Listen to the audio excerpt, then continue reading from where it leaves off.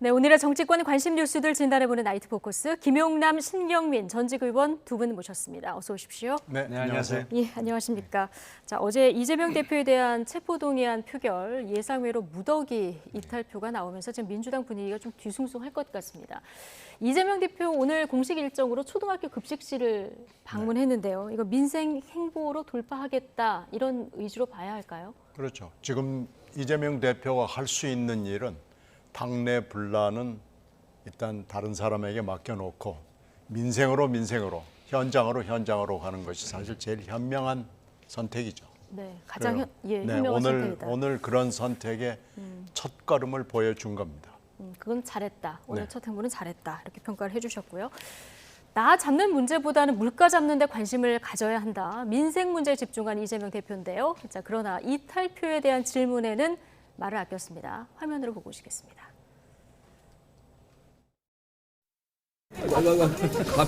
가면서. 생각하고 계십니까?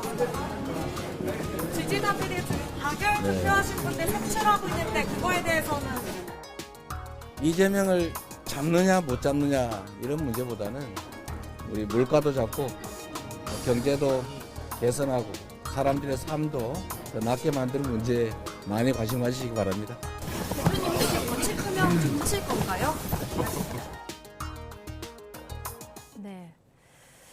자, 추가 체포동의안이나 거취 표명, 또 뭐 가결, 색출 움직임에 대한 생각 이런 걸 묻는 데 대해서는 대답을 하지 않는 이런 모습 보고 오셨는데 이재명 대표가 뭐 검찰이 영장을 청구하거나 아니면 소환 요구를 했을 때 민생 행보를 보여왔었거든요. 오늘도 지금 초등학교 급식실을 찾아서 민생 행보를 이어갔는데 앞서 신경민 의원께서는 오늘 뭐 잘한 행보다 이렇게 보셨어요. 김용남 의원께서는 어떻게 보십니까? 뭐 물가도 잡고 법치도 바로 세워야죠. 근데 이재명 대표가 할 수 있는 특별한 방법이 없기 때문에 저런 방법을 선택했다고 봅니다. 왜냐하면 이게 무기명 비밀 투표로 이루어진 표결에서 이탈표 내지는 뭐 반란표가 나온 걸 어떻게 할 방법이 없잖아요. 뭐 색출하겠다고 해도 심증이 갈 뿐이지 그 칸막이 안에 들어가서 적고 나온 거를 어떻게 찾아내겠습니까? 예. 그리고 앞으로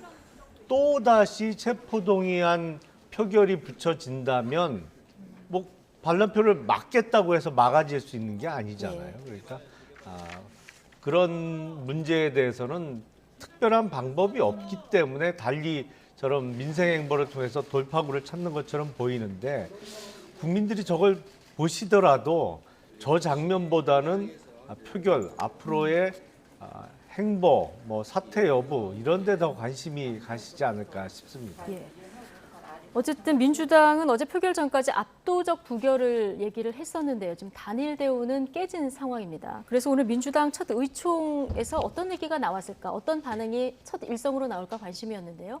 박홍근 원내대표 단일 대우를 다시 한번 강조했습니다. 지금으로서는 사실 그렇게 할 수밖에 없고요. 지금 색출 작업이라고 그래가지고 SNS 상으로는 굉장히 시끄럽습니다. 예. 제 이름도 제가 현역이 아닙니다만은 B급으로 올라 있습니다. 네. 그러면 A급, B급, C급으로 예. 돼 있는데요. 그것도 또 나눠져 있습니까?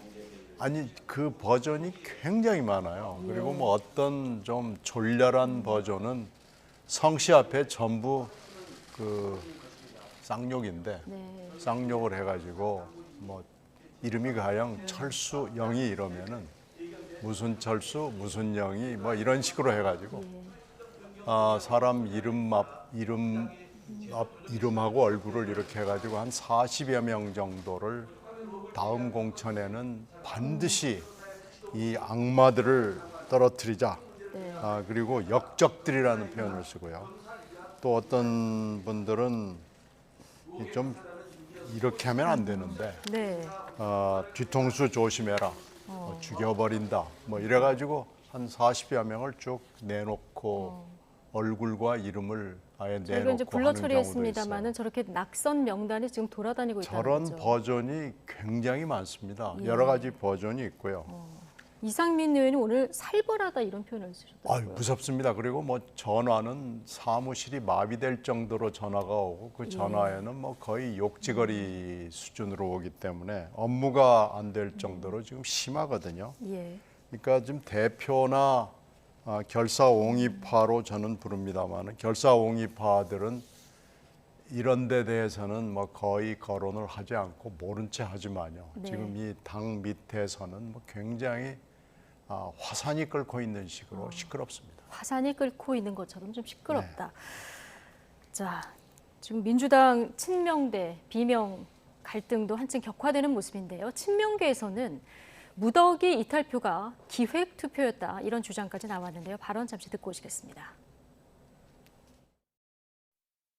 표를 보니까 가결표가 한 17표 정도가 나온 것 같아요. 꼭 비명계라고 뭐 할 수는 없어도 어쨌든 그 힘이 작용한 것이죠. 작용과 반작용이 있다고 우리가 보는 건데 그러면 일정한 이러한 표를 봤을 때 기획된 투표로 가지 않았느냐 이렇게 좀 해석도 가능한 것이죠. 의원총회에서 저희들이 이제 자유 발언이라든가 충분히 의견들이 이제 교류가 되는 건데 거기에서는 뭐 그런 의견이 없다가 이게 표로서 딱 나왔다라는 것은 어떤 의도가 좀 있지 않았냐 이렇게 해석이 되는 것이죠. 신경민 의원께 한 번 더 질문을 드려야 될 것 같은데 의총에서 의견이 없다가 자, 무더기 이탈표가 나왔다는 것은 의도가 있는 기획 투표다 이런 주장이거든요. 자, 어제 좀 무더기 이탈표가 나오지 않았습니까? 이게 좀 그렇죠. 기획된 사전에 좀 의견을 모은 이런 표였을 가능성은 어떻게 보십니까? 뭐 완전히 혼자 해가지고 저게 지금 17표의 소신표는 가결을 찍은 표를 얘기하는 거고요. 예. 전체 다를 하면은 37표, 8표 정도가 되는 건데요. 예. 이 17표 정도의 분들은 쇄신 정립파 중에서도 가급적이면 이재명 대표가 당을 떠나는 것이 조속하게 하는 것일수록 민주당을 위해서 좋다고 생각하는 굉장히 강경한 생각을 예. 갖고 있는 분들이고요. 지금 무효나 기권으로 하신 분들은 그런 생각을 갖고 있는 분들 중에서도 이번 한 번은 좀 봐주자 예. 하는 표라고 볼 수 있고요. 138표가 부결을 했는데 이 부결표는 이런 쇄신 정립파도 있고요. 관망파도 있고 결사옹위파도 있는 겁니다. 그러니까 예. 이 138표 속에는 여러 개의 생각을 갖고 있는 각기 다른 파들이 들어 있는 건데 부결을 누르긴 했지만 그렇죠. 거기에도 여러 가지 생각이 있다. 그러니까 이제 정확하게는 이 쇄신 정립파가 몇 명이다라고 보기는 굉장히 어렵습니다. 예. 그 숫자를 정확하게 몇 명이다. 그리고 이 사람들이 다 뭐 모여서 이런 식으로 해가지고 무슨 파벌을 만들어서 이렇게 했다고는 볼 수 없고요. 지금 현재 이재명 대표의 이런 사법 리스크를 가지고는 예. 계속 당을 이렇게 끌고 가기는 매우 어렵다고 보는 굉장히 쇄신파이자 충정파들이자 민주당의 미래를 생각하는 사람들이 있는 거죠. 예. 그것이 어저께 말하자면 분출이 된 겁니다. 그런데 왜 이 사람들의 얘기가 밖으로 나오지 않았느냐 그러면은 이 결사옹위파에 속하는 분들이 금방 박 대변인 같은 분들이 결사옹위파의 대변인이거든요. 그러니까 이 박 대변인 같은 분들이 이번에는 일사불란하게 이번에는 일치 단결해서 이 얘기를 계속 하는 거예요. 그러니까 공개적인 의총에서 얘기를 할 수도 예. 없었고 언론을 통해서도 이름과 얼굴을 내놓고 얘기할 수도 없었고 그래서 그게 말하자면 꽁꽁 숨어 있었던 겁니다. 그게 어저께 일단이 분출이 된 겁니다. 일단이 분출이 된 거다. 네. 비명계 위원들도 이게 표결에 대한 공감대는 있었지만 기획 투표는 아니다 이렇게 얘기를 한 상황인데요.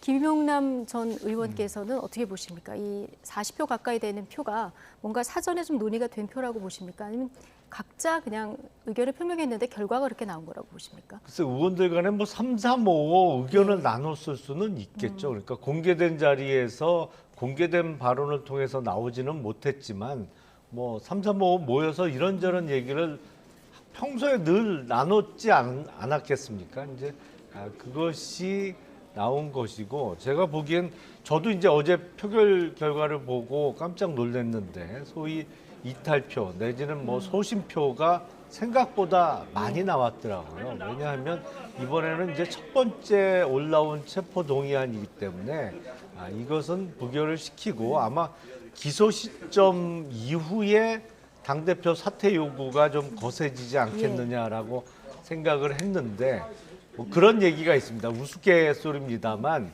최악의 유권자들이 현역 국회의원이다. 이게 원내대표 선거를 치러본 분들이 하는 얘기인데요.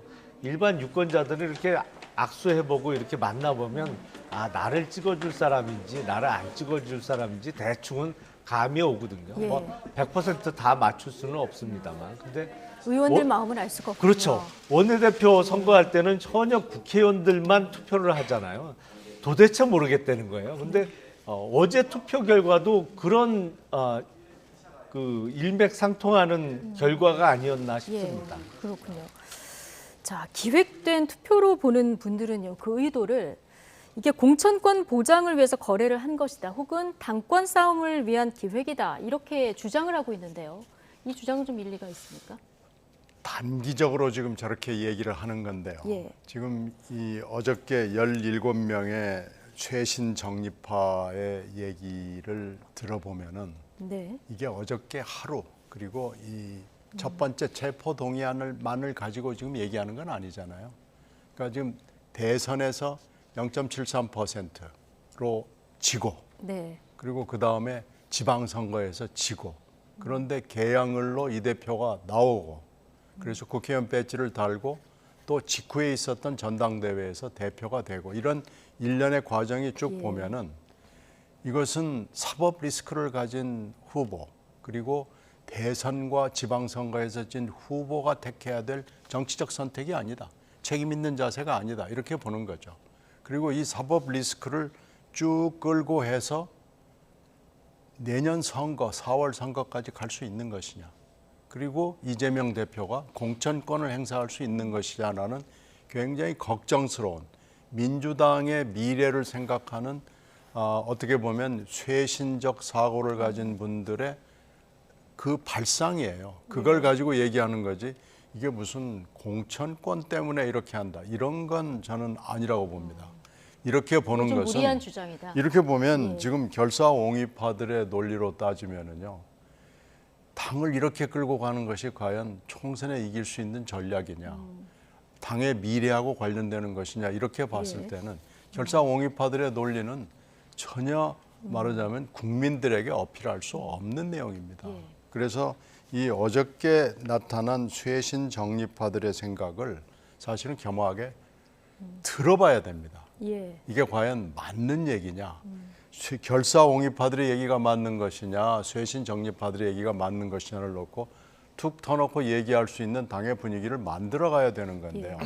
지금 그렇게 흘러가는 건 아니거든요. 그러니까 이것을 일방적으로 그렇게 매도하는 것은 저는 당의 발전을 위해서 맞지 않다고 봅니다. 맞지 않다. 예. 또 어쨌든 여든 야든 계파 갈등이 일어나는 그 저변에 보면 이 공천이라는 두 글자가 항상 있더라고요. 우선 뭐 당선이 되기 위해서는 공천을 받아야 되는 게 거의 불문율처럼 되어 있으니까요. 뭐 아주 드물게 무소속으로 출마해서 당선되는 분도 있습니다만 특히 도시 지역에서는 뭐 무소속으로 출마해서 당선되기는 거의 불가능한 게 또 현실적이다 보니까 앞서서 이제 공천을 받아야 당선의 희망 가능성이 생기다 보니까 뭐 치열할 수밖에 없습니다. 근데 이게 그 미국이나 외국 사례를 보면 소위 그 오픈 프라이머리나 아니면 뭐 이제 정말로 그 상향식 공천하는 나라들이 많이 있는데 장점도 분명히 있습니다. 예. 근데 또 다른 한편에 단점도 보이는 것이 그러다 보니까 미국 하원을 예를 들면 거기는 임기가 2년씩 아닙니까? 근데 29선, 30선 하는 분들이 나와요. 그래서 30선을 하게 되면 연방 하원 의원만 60년을 한다는 얘기거든요. 왜냐하면 한번 기반을 닫고 현역 의원으로서 이렇게 그 지역을 계속 있다 보면 어느 누구도 그 사람한테 덤벼갖고는 이길 수가 없어요. 그러니까 뭐 80이 넘어서 아예 나이가 너무 많아서 은퇴를 하든지 아니면 뭐 질병이나 아니면 아주 커다란 정치적 스캔들이 일어나서 은퇴하지 않으면 그 사람을 들어가서 꺾고 공천받을 수가 없거든요. 그러니까 우리는 뭐 늘 총선 때마다 쇄신 그러나 공천 우리는, 뭐 예. 이래서 인위적으로 좀 물갈이를 합니다만 제도마다 각자의 장단점이 있는 거죠. 근데 우리식의 공천 제도를 갖고 있다 보니까 항상 당 지도부의 공천권에 목을 메이는 경우가 많이 나올 수밖에 없죠. 예, 공천 제도까지 좀 살펴봤는데요. 비명계 의원들은 대체적으로 이번 표심을 이재명 대표에 대한 경고의 의미로 보고 있습니다. 자, 이상민 의원은 겉에 나온 숫자는 빙산의 일각이다. 오늘 인터뷰에서 이렇게 지적했는데요. 발언 듣고 오시겠습니다. 겉에 나온 숫자는 빙산의 일각이죠. 사실 그 물 밑에 있는 얼음덩어리가 더 크지 않겠습니까? 당의 우려와 걱정을 하는 그 목소리나 생각들은 상당히 분위기가 형성되어 있습니다. 이탈자로 지목된 분들 항의 문자를 많이 받고 계시다고요? 지금 뭐 문자가 상당히 오고 있습니다. 저한테도. 그냥 하여튼 어마어마합니다.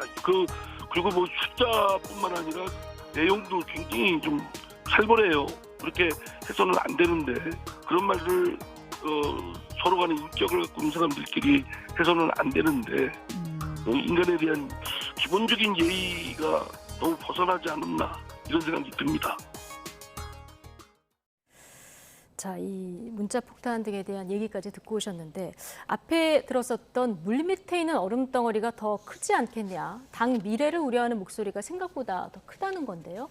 그렇죠. 예, 신경민 의원님, 민주당 의원들 앞서 이제 화산이 끓고 있다 이 얘기 하셨는데 이 얘기를 좀 통화나 뭐 전화를 해서 들어보시면은 어떤 얘기들을 많이 하십니까? 그러니까 당의 미래를 굉장히 걱정을 하는 네. 겁니다. 이런 사법 리스크를 가진 대표하고 총선을 같이 갔을 때 과연 특히 수도권에서 민주당 공천을 받고서도 살아남을 수 있겠느냐라는 걱정이 제일 크죠. 예, 그런데 지금 이 138표를 아까 제가 여러 개 그 파들이 생각이 다른 분들이 섞여 있다고 그랬는데 여기에는 쇄신 정리파와 관망파와 결사옹위파가 섞여 있기 때문에 138표도 이재명 대표에 대한 전폭적인 지지라고 해석을 하면은 곤란합니다. 그러니까 어저께 어떻게 보면은 예. 굉장히 중대한 경고를 공개적으로 한 거거든요. 이것을 겸허하게 받아들이겠다는 자세를 보이지 않고 예. 이거야말로 정말 아주 극소수고 예외적인 거다 이렇게 해서 대화의 필요가 없다 하고 무시해 버리면은요. 다음번에 이 체포동의안이 지금 이번으로 끝이라고 보장을 할 수가 없거든요. 그러니까요. 반드시 2차가 있고 예. 그 다음도 있을지 없을지 모르겠습니다만은 2차는 뭐 거의 분명해 보여요. 예. 그렇게 되면은 이렇게 또 할 수 있는 이제는 방법이 딱 한 가지밖에 없습니다. 투표를 거부하는 겁니다.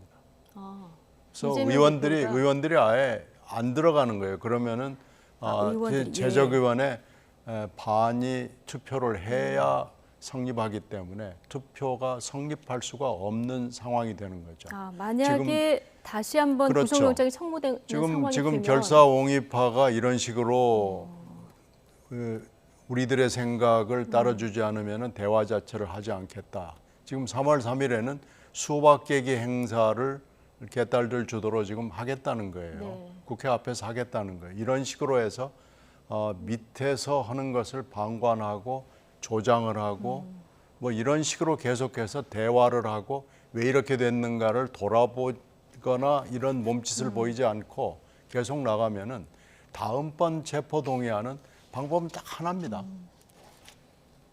투표를 할 수 없게 만드는 방법밖에 없는 거예요. 그래서 지금 투표자 아예 투표장에 그렇죠. 들어가지도 않을 수 부글부글 있다. 끓는 거죠. 이 투표장에 들어가서 이게 무기명 비밀 투표인데 네. 무기명 비밀 투표의 결과를 이런 상태에서 결사옹위파들이 장담을 할 수가 없는 거예요. 아무리 그러니까요. 입으로 일사불란 뭐 어쩌고 저쩌고 얘기를 해도 그걸 어떻게 알겠습니까? 예. 지금 이걸 보여준 거거든요. 그러니까 이렇게 당을 이끌어서는 저는 안 된다고 봅니다. 예. 오늘 뭐 강성 지지층의 움직임에 대해서 이재명 대표 뭐 자제해달라 이렇게 당부는 오늘 했는데요. 자, 어쨌든 뭐 비명계 의원들이 거취에 대해서 직접적인 언급은 오늘 뭐 하지 않았습니다만은 이건 뭐 이 대표가 사퇴했으면 좋겠다 이런 뜻을 좀 품고 있다고 봐야겠죠.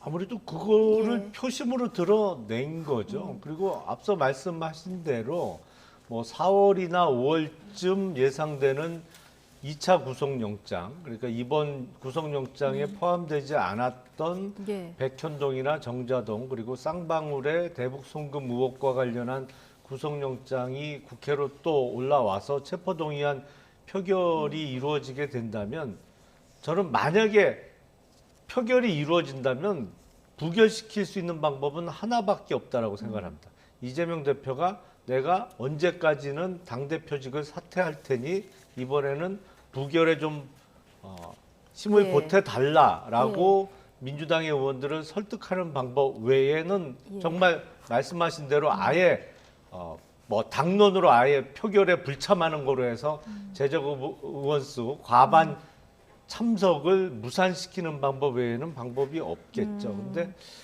어제 표결로 인해서 이미 이재명 대표의 당내 리더십에는 심각한 손상을 입었다고 예. 보이고요. 그렇게 되면 어떤 문제가 생기냐면 어떠한 이 선거구제 개편이나 어떠한 정치적인 개혁 드라이브를 걸 수가 없습니다. 왜냐하면 모든 개혁에는 저항이 생길 수밖에 없는데 지금 이재명 대표는 조금만 더 저항이 세지면 뭐 체포동의안이 올라왔을 때 바로 통과될 수밖에 없는 예. 상황이거든요. 그러니까 당 내에서 현역 국회의원들이 조금이라도 싫어할 만한 일은 할 수가 없는 상황이 된 네. 거죠. 그래서 이렇게 심각한 리더십에 손상을 입은 채로 계속 당대표직을 유지할 것이냐 이런 논란이 계속 일어날 것으로 보이는데 이재명 대표는 본인에 대해서 지금 처해지고 있는 사법적 어떤 리스크에 대해서 이걸 사법적으로 풀어낼 방법은 없거든요, 솔직히.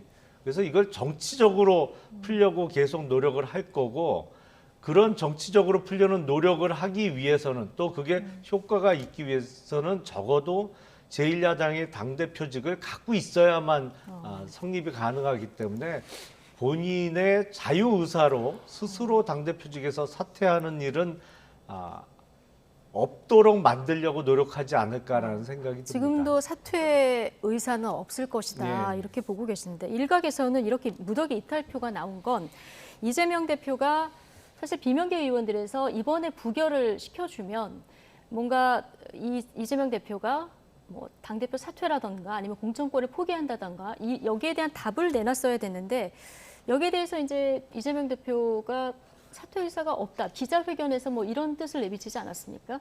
그러다 보니까 오히려 좀 반발표가 좀 많았다. 자, 이런 분석들이 나오는데 지금쯤 어제 이제 이 표결 결과를 받아들고 사퇴 여부를 이재명 대표가 지금쯤은 좀 고민하고 있을까요? 저는 그런 가능성 거의 없다고 봅니다. 지금 네. 김 의원 말씀하시는 게 이제 대표 사퇴 조건부로 부결 요청을 하는 안을 지금 하나 말씀을 한 거고요.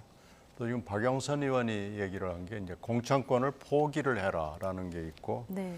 또 하나는 권노갑 고문이 말하는 대로 두 번째 영장이 들어오면 이제 내가 특권을 포기하겠다. 그리고 영장 판사 앞에 가서 예. 영장 심사를 받겠다. 이렇게 해라라는 것도 있고요. 제가 아까 말씀드린 게 불참 투표를 결정을 하는 당론으로 결정하는 방법 뭐 이런 몇 가지 있는데 저는 대표 사퇴는 이재명 대표가 지금까지 해온 걸로 봤을 때는 거의 가능성이 없다고 봅니다. 그리고 국회의원 배지와 대표를 가진 목적이 지금까지의 지난 1년 동안의 그 경과를 보면은 절대로 사퇴하거나 공천권을 포기하거나 하는 일은 일어나지 않을 거라고 봅니다. 그렇게 보면 선택지가 거의 없어요. 그렇기 때문에 예. 결국 이 민주당의 내홍 사태는 이 결사옹입파들이 마음을 열고 뭘 새로운 민주당을 위해서 미래의 민주당을 위해서 하겠다는 태도 전환이 있지 않는 한 계속해서 내홍으로 계속해서 민주당 내용은 계속될 수밖에 네, 없다. 끌려 예. 들어갈 수밖에 없는 상황입니다. 예. 이 대목에서 굉장히 민주당의 상황은 어려워질 것이고요. 검찰이 포기할 리가 또 없잖아요. 예. 그렇게 따지면 검찰과 민주당의 대립, 검찰과 이재명 대표와의 대립은 아주 어려운 순간까지, 어려운 시기까지 가지 않을까 생각합니다. 어쨌든 지금 체포동의안이 또 넘어올 가능성이 굉장히 큰 상황이고요. 자, 이게 넘어오면 걷잡을 수 없다. 뭐 오늘 박범계 의원도 이 얘기까지는 했는데, 그리고 나서 그렇기 때문에 다음에는 당론으로 부결을 정하는 것도 고민해봐야 된다 얘기했는데, 앞서 말씀하신 대로 이게 무기명 투표라. 저는 당론 부결보다는 예. 당론 부결도 무기명 투표이기 때문에 이번에 보십시오. 문제가 됐던 무효표로 지금 되냐 안 되냐 하는 두 표도 보면은요. 부자를 쓰기가 얼마나 싫은 분이 있는지 모르는데 부자인지 무자인지 모르게 쓴 거 아니겠어요? 그건 예. 일부러 쓴 거고요. 네. 하나는 글자도 아닌 상형 문자, 서령 문자 같은 걸 그려놨단 예. 말이에요. 뭘 그렸는지는 잘 모르겠어요. 그런데 하여튼 그런 걸로 봤을 때는 복잡한 심경의 표현이다 이렇게 그렇죠. 그 표는 사실 무효표를 만들고 싶어하는 누군지는 모르지만 그런 심정이라고 봐야 되고요. 그 부스 안에서 투표 예. 부스 안에서 벌어지는 일은 아무도 하느님도 컨트롤 못합니다. 그런 상황에서 당론이 아니라 당론보다 훨씬 더한 걸 가지고 들어가도 이 투표는 절대로 감시하거나 감독하거나 컨트롤할 수 없습니다. 따라서 딱 남은 방법 하나는 불참하도록 결정하는 거 외에는 불참하도록 방법이 결정한다. 없어 보입니다. 예, 그렇게까지 할까요? 뭐 이건 좀 지켜봐야 되겠습니다만은 검찰은 겉으로는 아쉽다는 반응입니다만은 지금 속내는 좀 다른 것 같습니다. 수사에 지금 또 속도를 내고 있는 상황인데, 자 이재명 대표는 지금 수사가 너무 전방위로 진행되다 보니까 이제 사면 초과인 입장인데 3월 9일에 김만배 씨 구속 기한이 만료가 되더라고요. 자 김만배 씨 입이 검찰 수사의 앞으로 최대 변수다 이런 얘기도 나오던데요. 그 이재명 대표에 대한 특히 대장동 사건과 관련해서는 이재명 대표가 커다란 방패를 앞세우고 있죠. 그게 이제 정진상 실장, 김영 부원장 그리고 김만배 씨 등이 이제 방패로 앞서 있고 그 뒤에 이제 이재명 대표가 숨어 있는 형국입니다. 실제로 대장동 사업을 진행하는 과정에서도 그렇고 지금 이게 수사와 재판이 이어지는 과정에서도 그런데요. 김만배 씨가 그 범죄 수익을 은닉한 죄로 다시 구속이 되었는데 이 구속영장이 2개월 단위로 발부되거든요. 그래서 네. 1차 구속 만기가 3월 9일이란 얘기고 이 두 차례 더 연장할 수 있습니다. 그래서 뭐 2개월 단위로 그렇게 되면 한 6월 9일 무렵까지는 구속을 유지할 수가 있는데 지금 태도로 봐서는 글쎄 김만배 씨가 지금까지의 태도를 완전히 바꿔서 다시 수사에 협조한다든지 아니면 이재명 대표에 대한 불리한 진술을 하지는 않을 가능성이 높아 보여요. 왜냐하면 김만배 씨 입장에서는 천문학적인 돈을 벌어놨는데 이 돈을 지키는 게 가장 중요한 목적 아니겠습니까? 그런데 본인의 혐의뿐만 아니라 이재명 대표에 대한 혐의를 인정하는 순간에 이 범죄 수익의 상당 부분이 범죄 수익으로 이제 몰수나 추징당해야 되는 그 재산적 이익이 되기 때문에 그걸 막고자 기존의 진술을 유지할 가능성은 진술을 높아 보입니다. 번복할 가능성은 예. 크지 않다. 자, 어쨌든 위례 대장동 수사 성남 FC 사건은 뭐 구속영장이 자동 기각된 상황인데요. 그러면 검찰이 불구속 상태에서 기소할 가능성이 가장 큽니까? 그렇죠. 예. 지금까지 보면 국회에서 체포동의안이 부결되면 그 내용에 대해서는 검찰에서 불구속 기소를 해왔습니다. 동일한 내용으로 다시 구속영장을 청구해서 똑같은 범죄 사실로 다시 체포동의안이 올라온 적은 제가 알기로는 우리 헌정사에는 없었습니다. 그러니까 아마 조만간에 불구속 기소되는 형태로 이루어질 것이고 다만 이번 구속영장 범죄 사실에 전혀 포함이 안 돼 있던 부분 이제 백현동, 정자동 그리고 쌍방울 관련된 부분은 수사하는 검찰청도 또 틀려요. 네. 그러니까 그거는 상당 부분은 수원지검에서 지금 수사 중이거든요. 그래서 그 부분에 대해서는 뭐 빠르면 추가로, 뭐 4월이나 5월쯤 2차 구속영장이 청구되지 않을까 싶습니다. 알겠습니다. 자, 민주당 이야기 여기까지 하고요. 주제 바꿔보겠습니다.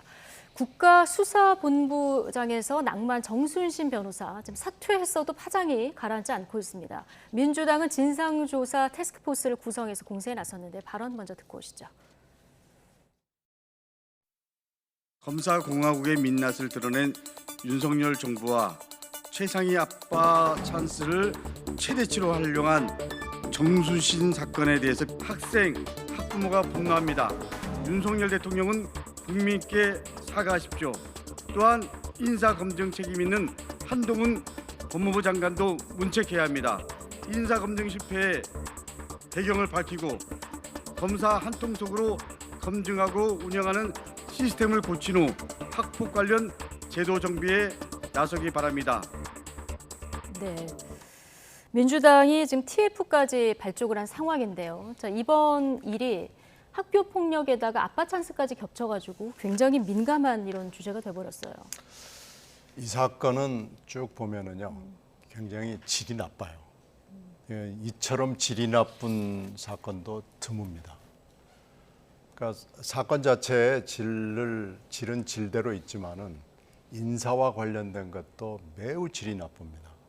저는 뭐 검증 시스템을 여러분들이 다 얘기를 하고 있고 네. 또 보도가 많이 되고 있기 때문에 그걸 여기서 되풀이하고 싶은 생각은 없고요. 다만 여기서 꼭 지적하고 싶은 것은 이 정순신 변호사, 당시 정순신 부장검사의 사건은 KBS의 익명으로지만 보도가 되면서 예. 검찰 내부에 모르는 사람이 없습니다. 근데 그 당시 검찰총장이 바로 지금 대통령입니다.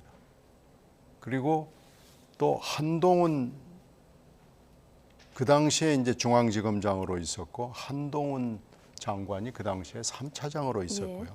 지금 인사 라인에 쭉 있는 분들이 다 그 당시에 현역 검사로 근무를 하고 있었습니다. 다 그 근처에 예. 오로록 모여 있었던 거예요. 지위적으로 상하관계 내지는 동료 내지는 뭐 이렇게 해서 거의 같은 솥밥을 먹는 사이였는데 KBS에 보도가 나갔어요. 네. 물론 익명으로 나갔는데 고위 검사라고 그래서 나갔습니다. 그러면은 제가 아는 상식으로는 바로 검찰에서 감찰관이 뜨고요. 그 감찰하는 사람이 바로 직보를 해서 그 지휘 라인에 있는 사람에게 모두 다 알려줍니다. 그러니까 이것을 그 당시에 중앙지검장이 몰랐고 3차장이 몰랐고 그 당시에 지금 있는 그 동료 검사들이 몰랐다는 것은 저는 제 상식으로는 도저히 이해가 되질 않습니다.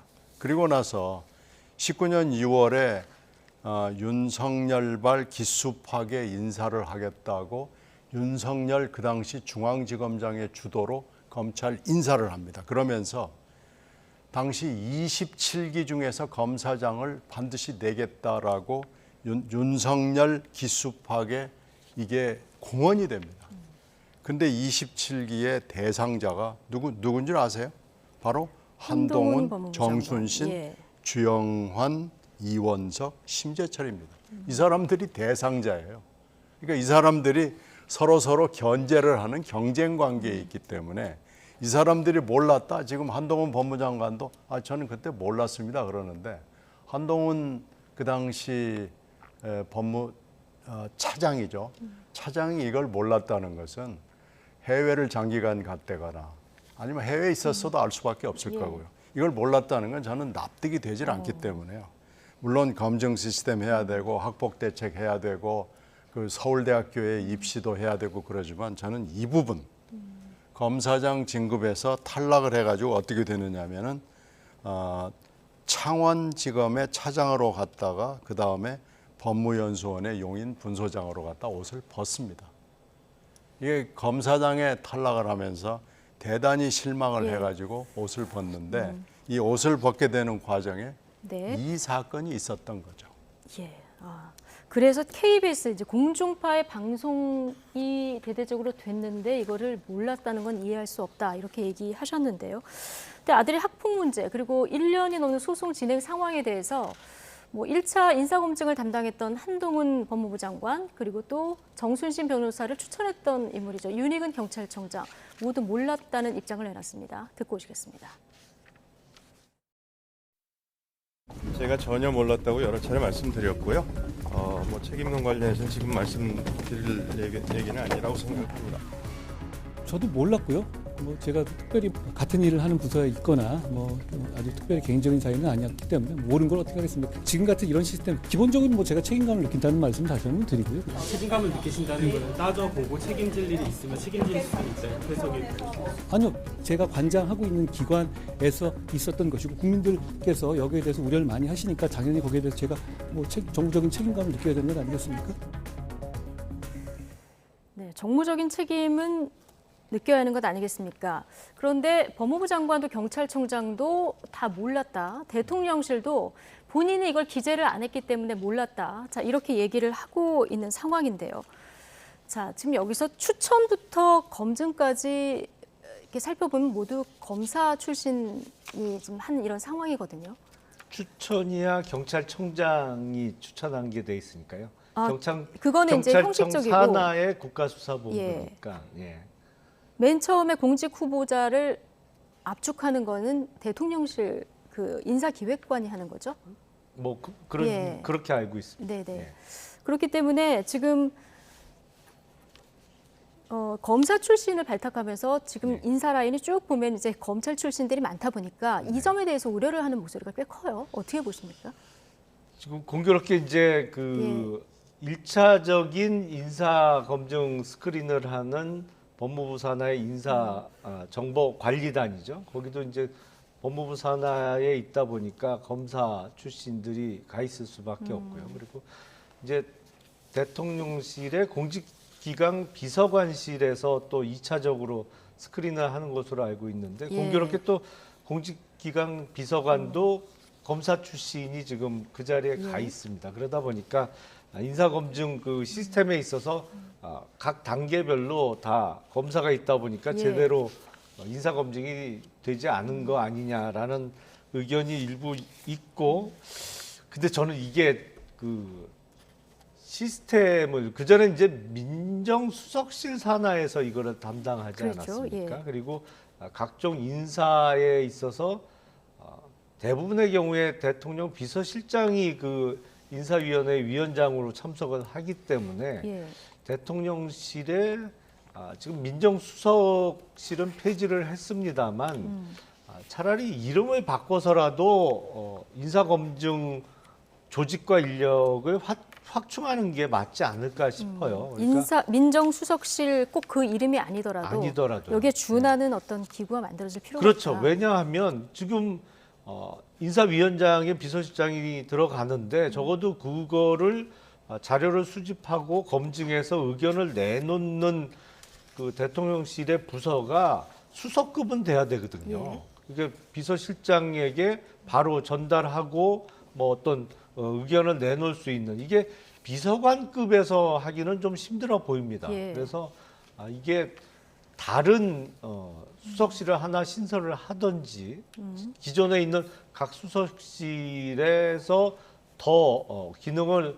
추가해서 하든지 적어도 수석급에서 인사검증을 실시하는 시스템으로 조금 보완해야 되지 않을까 싶어요. 좀 앞서 말씀 주신 대로 저도 이게 이제 각 단계별로 추천하는 사람 또 1차적인 스크린을 하는 부서의 총 책임자가 전부 몰랐을 수가 있을까라는 개인적인 의문은 듭니다. 이게 현실적으로 모르기는 쉽지 않았을 것 같은데 어쨌든 진짜 몰랐든 뭐 아니든 적어도 정무적인 책임은 지는 게 맞겠죠. 그게 꼭 장관 자리에서 물러나는 거라고 저는 생각을 하지 않습니다. 그렇게 따지면 뭐 장관 얼마나 버틸 수 있겠어요? 각 부처의 장관들이 인사검증에 어떤 실수가 나올 때마다 장관직에서 물러나야 된다 그러면 그건 조금 가혹한 단계까지의 책임을 지는 것 같고요. 적어도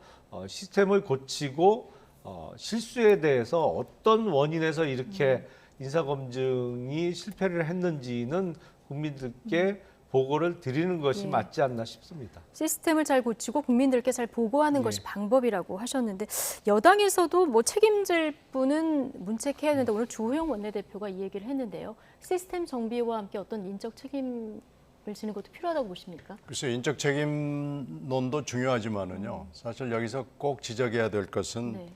검증 시스템 아무리 잘 정리해도요. 여기에서 보면은 복두규 인사기획관, 이현모 인사비서관, 한동훈 장관, 그리고 이시원 공직기강 비서관 모두 검사거든요. 그 시스템 아무리 정비해봐야 검사에서 시작해서 검사에서 끝나면은 그리고 대통령까지 검사 출신인데 이게 전부 하여튼 검사에서 검사로 이렇게 간다라는 건 일단 인사 검증 시스템에 앞서서 맞지 않고요. 그리고 지금 윤희근 청장을 제가 뭐 두둔하고 싶은 생각은 없습니다만은 이게 틀림없이 뭐 추천하라 그랬으니까 추천을 했을 텐데 네. 윤희근 청장 혼자 와서 뭐 제가 좀 안타깝습니다라고 뭐 사과 비슷한 걸 했어요. 근데 이것도 추천한 죄밖에 없는 사람한테 다 떠밀어 버리고 금방 제가 말씀드린 이 인사 관련된 라인들은 저는 몰랐습니다 그러는데 18년, 19년 상황을 보면은 전부 이 사람들이 알 수밖에 없는 위치에 있었고 그건 대통령부터 시작해서 이때 지금 이번에 인사에 관련된 사람 전원입니다. 예. 그러면은 이걸 지금 몰랐다, 나는 처음 듣는다라고 얘기해서 넘어갈 수 있는 일은 아니다라는 거고요. 예. 검증 시스템 그 확립, 재정비 뭐 좋습니다. 그것도 물론 해야 되지만 저는 그건 이번 사안에 있어서는 부차적인 문제라고 생각합니다. 예. 자, 어쨌든 민주당은 지금 인사검증 강화하는 내용의 법 개정도 추진하고 있고요. 그리고 이번에 사실 가해자는 명문대에 진학을 했고 피해자는 지금도 트라우마에 시달리고 있다. 이 보도 때문에 사실 국민들이 굉장히 공분을 한 이런 상황인데요. 민주당에서 정순신 아들 방지법도 만들자. 그러니까 대학 지금 전역에서 정시 전역에서도 이 학교 폭력 제대로 반영되게 하자 이런 내용이 있고요. 공직자 인사 검증에서도 이 내용을 반영하자 이런 내용이 주로 들어갈 것 같다 이렇게 전해지고 있는데 이건 뭐 국민의힘에서도 크게 반대할 이유는 없겠죠? 글쎄 저는 근데 사회적으로 큰 물의를 일으키는 사건이 발생할 때마다 무슨 특별법을 하나씩 발의해갖고 주로 그런 건 또 빨리 국회에서 통과가 됩니다. 근데 네. 법률 내용을 이렇게 나중에 찬찬히 살펴보면 유연적인 요소도 많이 들어있고 무리한 요소도 많이 들어있어요. 예. 그래서 뭐 이런저런 나중에 헌법재판소에서 위헌 결정이 나는 경우도 꽤 자주 있습니다. 그래서 어떤 여론에 편승해서 이렇게 특별법 뭐 이런 거 국회의원들 동작 빠르게 항상 먼저 발의하는 분들이 있는데 예. 이렇게 밀어붙이는 것보다는 사실은 이 학폭과 관련해서 그 기록 보존에 대해서 단기 폐지를 주장했던 건 더불어민주당이에요. 사실은 그 기록을 오래 보존하지 말고 빨리 없애자고 했던 사람은 주로 더불어민주당 소속 국회의원들인데 이번에 정순신 후보자 낙마 사건과 관련해서 이제 특별법을 또 들고 나왔습니다. 다만 저는 뭐 특별법 자체를 반대하는 거는 아닙니다만 여론에 편성해서 내용적으로 무리하게 또 예. 위헌적인 요소까지 집어넣어서 그냥 국민 감정의 어떤 화풀이 대상용 법을 통과시키는 것은 좀 삼가해야겠다라는 예. 생각이 듭니다. 네, 물론 그렇지만 위헌 요소가 있는 건 여야 합의 과정에서 좀 걸러낼 수 있죠. 잘 안 걸러지더라고요. 그런 거. 그렇습니까? 예. 통과된 법 보면 엉터리 많습니다. 예. 네. 하나만 좀 확인을 해야 되는데 학교 폭력 기록을 조금 빨리 없애자 이게 이제 민주당 측에서 주장해 왔던 거다 이렇게 지금 말씀하셨는데 제가 뭐 기억이 분명하지는 않은데요. 이거 여러 가지 설이 그 당시에 있었어요. 그래가지고 이제 이걸 좀 단기간에 끝내자 그래서 지금 현재 법이 2년으로 돼 있는데요. 예. 이번에 보니까 2년이 좀 너무 짧다는 지적이 있어서 이건 한번 얘기를 해볼 필요가 있고요. 그 당시에 왜 이게 2년으로 됐는지에 대해서는 지금 정확하게 기록을 봐야 확인할 수 있을 것 같고요. 어쨌든 뭐 법을 만들면 좀 장기적인 관점에서 그리고 반대 상황까지 좀 과정에서 꼼꼼히 이렇게 만들어야 되겠다. 이 점에는 좀 공감하시는 분들이 있을 것 같습니다. 자, 나이트 포커스 오늘은 김용남, 신경민 전직 의원 두 분과 함께했습니다. 고맙습니다. 고맙습니다.